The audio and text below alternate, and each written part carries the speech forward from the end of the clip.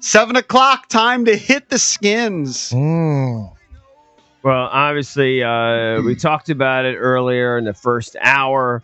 A big day today. If you drive by RFK lately, you see how it's kind of been hollowed out. Very little there, just kind of some big old beams is what it seems like. The final vote, I think, scheduled today.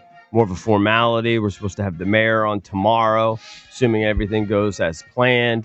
$3.8 billion deal this is when it's all said and done, Cakes. It's a rather large investment going into D.C. Right. It's a lot. We talked about it. I guess they're going to finish all of this, kind of taking it all down. It's going to be still another year, really, before they get it all cleaned up. They chose this route versus just blowing it up like they do those Vegas hotels to minimize, I guess, dust and maybe other environmental concerns potentially. And then construction on the new stadium set to begin in 2027, which sounds like a long ways away, but honestly, it's like a year and a half away. Before you know it, we're 2 weeks will be in October. Right. That month starts like a year and 3 months away. That's so close. That starts with a 10. Yeah. Right. So we're getting close here. Yeah. Just check the weather. It's fall. I love this weather. Feels so good. I love it. I even love the rain. I even love it. Rain's annoying. Now just getting to the football aspects of it. Yesterday, a bunch of different guys. I think we even had the information at the time that Preston Smith got a workout yesterday. Maybe we didn't have that info during the show. I can't remember. But there were other guys too, right? So Preston Smith, who obviously played here, was he a first-round draft pick or second-round draft pick? He was He was a second. He was the 38th overall pick. Yeah, second round. Yeah, he might have been our first pick that year, but it was in the second round. It was something like that. Either way, he had a solid start here, but then really did well, I thought, in Green Bay. But he's been out there. They had been talking to him, apparently, according to some others. But now with Wise going down, they're looking at different guys. Quentin Jefferson. You sleep on their first-round pick that year. Offensive lineman. You'd have to remind me. Brandon Scherf. Oh, okay, yeah. The guard. Guard. Moved him to guard. Yeah. The retired Brandon Scherf. Recently retired, yeah. And then they brought in some guards. They brought in Nick Brecker, is that how you say his name? Tyler Cooper, and Lecitus Smith. They actually signed a couple guys to their practice squad. Where do I have that? I have that somewhere. They signed 2 guys to their practice squad. Oh, crap. Let me see. I'm just looking at their practice squad. Tyler Cooper and Tay Martin. Okay. Oh, they did sign those guys. Yes. All right. Yes. The Washington Commanders announced today they made the following roster moves. They signed guard Tyler Cooper and wide receiver Tay Martin. I know who T. Martin is. I don't know anything about this Tay Martin you're speaking of. Yeah, me too, buddy. That makes 2 of us. Obviously, we were talking about it. Big game against the Raiders. Power rankings have come out, though, as we head into week 3. And I'm just going to... this is the power rankings, I think, according to the USA Today. Cakes, where do you think the USA Today has Washington? Let's see. The Commanders after that loss. I'm going to say probably didn't fall out of the top 10, but right around 9 or 10. I'll say 12. I'll say 9. 12. No, this is one of the more optimistic ones. Oh. Let me see. Nate Davis from USA Today only dropped them 1 spot. Wow. To 7. Okay. All right. So still a top 10 team according to him. Frank Schwab from Yahoo Sports. Where do you think he has them? Now, here, I'll give you a little tip. He dropped them 2 spots. Okay. After the loss. 9. 13.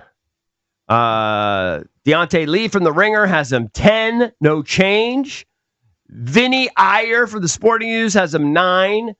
Pete Prisco, in an upset, has them at 6, unchanged. Wow, look at that. Look at Petey Prisco. Pete Prisco, staying optimistic. Very good. Staying medium, Cakes. Love to hear that. They lost to a Packers team that smashed the Detroit Lions. I mean, that Packers team, if everybody stays healthy, I mean, it'd have to be one of the favorites in the NFC to reach the Super Bowl. Yeah. It's them and the Eagles right now. The only context I would say is, they look like the way better team than us. That's the context I would say. So did the Eagles in the NFC Championship, but that didn't mean you didn't get to the NFC Championship game. Yeah, but it did diminish it a little bit. When you get one of the final four teams. You lost by like 50. Prisco has Washington beating the Raiders 24-22. Ooh, that's a little closer than I think. I'm going to take something like that. I think it's going to be close. We are not in sync. It says Commanders will win no matter who plays quarterback. But the Raiders hang around. Yeah, I could see that. Did you see they announced the broadcast team for the Christmas game? I did not see that. That would be the Cowboy game. Cowboys, Washington's Commanders. going to play at 1:00. It's Ian Eagle on the call with Nate Burleson and Matt Ryan. Okay. Ian Eagle is he's the CBS. older Eagle because Ian Eagle and Noah is his son. Noah's the son. He calls games and he's really good too. He's really good. Just like his pops. So, obviously the Raiders, they're 1-1. They visit the Commanders at Northwest Stadium. What time is that game, Case? It's a 1:00 game. 1 p.m. Sunday. It's perfect for you. You love 1:00 games. 1:00 games. That's perfect. That's why I like routine. I need to see the weather. Check the weather for this one. It's I think it's supposed to be nice. It's a 3.5 point spread. I think since they've announced the injury, remember we had the caller came in and said it hadn't changed. No, it's changed. It's dropped a couple. Yeah, it was at like 5.5 or so before. Now it's down to 3.5. It's going to be like 71 degrees at kickoff. Perfect. Perfect fall weather. Love it. Weather will not be a factor. I'm going to have the back doors open, cool air coming in. AC off, saving money. Oh, AC so You love off. it. You love that. I don't know. I turned the AC up to about 80 this morning. I don't know if this is good or bad, but the USA Today has their experts, and they're all taking the Commanders, Case. They're all taking the Commanders. Love and that. they're taking the Commanders against the spread, too. Speaking of the USA Today, this is a side note, I saw something I haven't seen in probably 20 years. I was taking a walk with my wife and my dog, and I saw a neighbor that lives down the street sitting on his driveway. Reading the USA Today. No, I'm not reading the USA Today, but reading a newspaper in like a folding chair in his driveway. I was like, that's a peculiar sight in 2025. You don't see that every day. No, you don't. A guy reading a newspaper, just enjoying the fall weather. Old schooler. My mother's living with us, and she's got her little spot in the kitchen. We have a small little kitchen table in our kitchen, and she sits by the window and she reads the newspaper every day. It's a good thing. Reading's good. I'm not denigrating reading. I'm just saying. I'm not denigrating it either. I'm agreeing with you. You just don't see that very often. I see it every day. Yeah. But yeah, I agree. It threw me. I was like, "Whoa, what is that?" To me, it's like reading old news. Yeah. I guess unless you're reading a column or something, right? Then there's some element that you can read that maybe within 2 or 3 days of when it's written. But yeah, like reading old news, like if you're not reading online, get that old news out of here. You're getting the ink on your fingers. Get that magazine out of here. Such an old bit. Yeah. I'm not going to read a recap of the Ryder Cup on like Golf Digest in the magazine. No, of course. No. We're going to look at the new Titleist driver on there. But that, Ryder Cup next weekend. It's coming. They've updated the odds for the Super Bowl, by the way. Who do you think now this is according to the USA Today, is their most favored most favored NFC team? The most favored overall team. Bills. Eagles, Bills. Bills, Ravens. I don't know where this stands up to JP's PPPP. Bills, Ravens, Packers, Eagles, and then there's some separation. So the Bills are plus 500, Ravens plus 550, Packers plus 675, Eagles plus 750, and then it like doubles to the Chiefs plus 1,500. I had the Bills and Ravens 1-2. Yeah. Yeah, so they have Bills and Ravens. They agree with you. And the Packers right there. The Bills have a laughably easy schedule, and almost all of their tough games are at home. They host Kansas City. They already hosted Baltimore, and they host Philadelphia in Week 17. Are we going to have the discussion today whether we take the Bills for our Circus Survivor pick? We have to have that discussion today because the game is tomorrow. Well, we can also have it tomorrow. What time, Valdez? You're the expert on all things Circus Survivor. What time do we need the pick in by tomorrow? He said it was around 3:00, right? 2 or 3 by 3 p.m. Eastern. Yes. Okay. I'll double check. Okay. If it's not till 3:00 Eastern, we can do it tomorrow. But Right. I'll talk about it today. Right. I don't care. Mm-hmm. Where do you Significant discussion. Where do you By the stand way- on if we're making picks for this game, and if Jaden's starting versus Mariota starting, does that change your pick? I think they're going to win either way. That's my opinion. All right. All right. I think Mariota will play well enough to beat them. Yeah. It's going to be tight. Yeah, I think it's going to be tight. I feel obviously better if Jaden plays, but I think they're going to win either way. I think the extra days off and the short week for the Raiders is pretty significant. Right. Although when you look again at our injury list, That's true. It's fairly staggering. It's pretty long. They just haven't looked good offensively, and I think they're going to break out of it at some point. But Geno Smith has 1 passing touchdown and 4 picks. Right. And they've only rushed for 124 yards in 2 games. Yeah, the Ashton Genty struggles are a real thing. Did you actually see what Pete Carroll said? I think he said yesterday. They're going to try to get Dylan Laube more involved in the run game. Yep. Okay. Look at that. He caught 2 passes. Yeah, he's caught a couple for balls. like 17 yards. They were actually avoiding him on kickoffs. They have the 2 guys back there. But yeah, I'm not saying he's going to be some dynamo, but I think he's going to get a few carries. Hey, back to the Circus Survivor pick.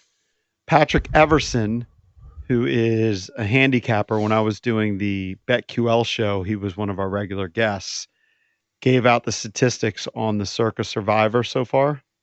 Mm-hmm. Basically, 90% of the field remains. What we really could have used was the Panthers upsetting the Cardinals, because that was the most popular pick last week. Oh, okay. It's 89.1% of the original field remains alive. Yeah, there haven't been a lot of huge upsets through 2 weeks. This is embarrassing, but I can't, obviously we took Dallas, but who did we take in week 1? I've already forgotten. We took the Broncos. We took the Broncos. All right, so we got, two mediocre teams. We haven't used any stud teams yet. Nope. Uh-uh. But still have the Ravens. But I'm not. I'm leaning towards a stud team for this week. I am too. You just want to win. You just want to stay alive heading into week 4. There are some other tantalizing possibilities too. There are. That would be with stud teams like maybe Green Bay, perhaps Tampa Bay, Seattle hosting New Orleans. I mean, there are other teams we can consider. Of course. We're going to have a healthy discussion about it. Green Bay's markedly better than the Browns, right? Yes. I mean, they should annihilate Joe Flacco and company. If Baltimore did to Cleveland defensively what you think Green Bay can do, I mean, it's going to be a blowout. I'm not saying that's my pick. I'm just saying. Right. And then we had the guy that said they're going to get after Flack. You just got to fade the Saints every week. Fade the Saints. But didn't Rattler? The Saints were kind of plucky last week against the Niners. I'm off that one. I'll tell you, I'm off that. Niners not at full strength. But them going to Seattle, I think that's a tough place for anybody to play, let alone Spencer Rattler. Is he going to replicate what he did at the Superdome at Lumen Field in front of all the 12s? Mm-hmm. I highly doubt it. Now, those teams that you mentioned will be on the list. Yeah.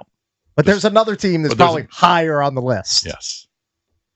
Yeah, I think we just want to survive in advance. Correct. Because the Dolphins, I know I do.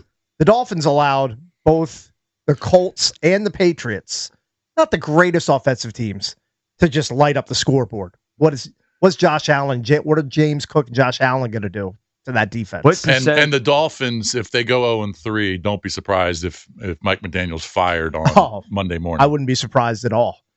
I wouldn't be surprised if he was fired on Friday. The game's Thursday. Do you think the Chiefs? Oh, it's true. Friday. Yeah. Do you think the Chiefs fall to 0-3? They had to New York to take on the Giants. Here's my question. I just don't. I don't trust them right now. Do we see the rust from week 2 or the rust from week 1? I think that tells you what's going to happen. More likely to see the rust from week. If we see the rust from week 1, then the Chiefs win. If we see the rust from week 2, Giants have a shot. The week 2 rust was a total outlier over the last 3 or 4 years. I know, and they still lost. Right. Well, if you see the rust from week 2, they're going to beat the Chiefs because the Chiefs won't be able to keep up like Dallas could. Right. But Russ will probably be in between 1 and 2.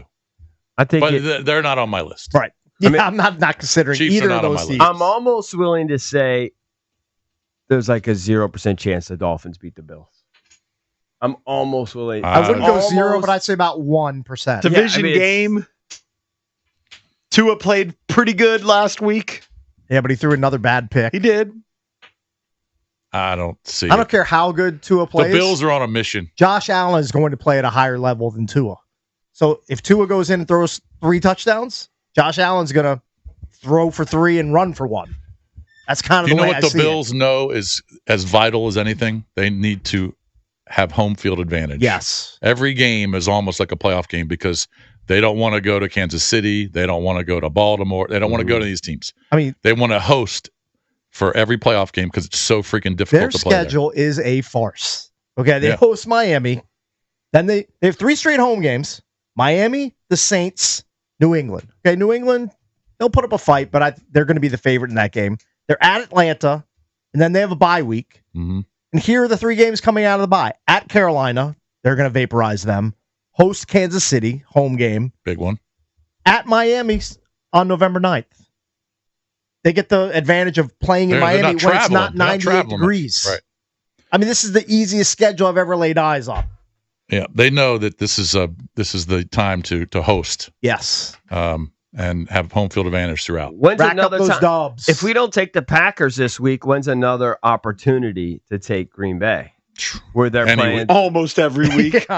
Yeah, but where they're playing somebody that's They like play the Bengals. markedly They play the worse. Bengals at home in Week 5, going against Jacob Browning.